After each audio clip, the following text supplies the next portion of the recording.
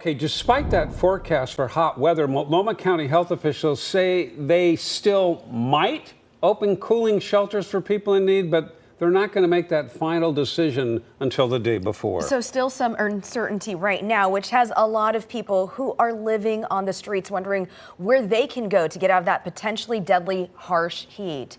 Ariel Yakabazi is looking into what is being done to keep people safe and alive. She's live now from downtown Portland. Ariel, what are you finding out? Yeah, hey guys, so we tend to forget, for people who might be living on the streets, the concrete gets hot and it stays hot throughout the night. It doesn't really cool down, so those people are really trapped in all this heat. They can't really escape to air-conditioned places unless those cooling shelters open up. So I spoke with some local nonprofits who are helping people stay cool, but also stay alive with this excessive heat. This is not the first time we've had this. Historic heat on the way across the state. Even at 100 and high 90s, it's very serious for the people we serve. The scorching temperatures have local nonprofits like Sisters of the Road telling people where they can go to not only stay safe, but also alive. The thresholds, whatever they are, can we at least be prepared? Thinking like, oh, it may hit 99 this weekend. What are we going to do? 99 is still too hot to be out here. But she says she and her team are a little in the dark as the county prepares for the triple-digit temperatures. I applaud when the city and the county react proactively.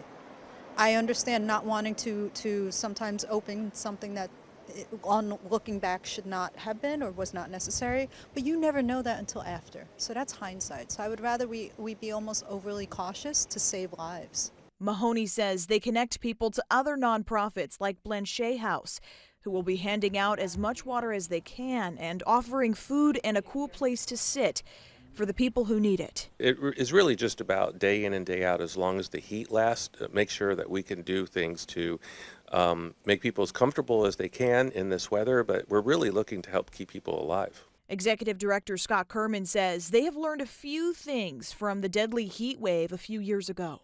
We make sure that we go and check on people in our neighborhood. We bring water around our block. We also see other community groups and volunteers doing the same, which is really great. I think people really respond to a crisis like this, and they know how vulnerable the people on the street are. The biggest sentiment both organizations share: proactive is much better than reactive.